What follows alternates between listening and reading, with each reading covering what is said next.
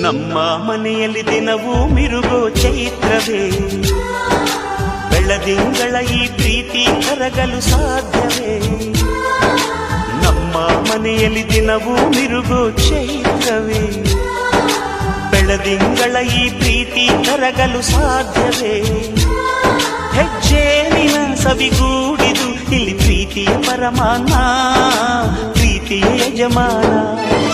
ನಮ್ಮ ಮನೆಯಲ್ಲಿ ದಿನವೂ ಮಿರುಗೋ ಚೈತ್ರವೇ, ಬೆಳದಿಂಗಳ ಈ ಪ್ರೀತಿ ಕರಗಲು ಸಾಧ್ಯವೇ?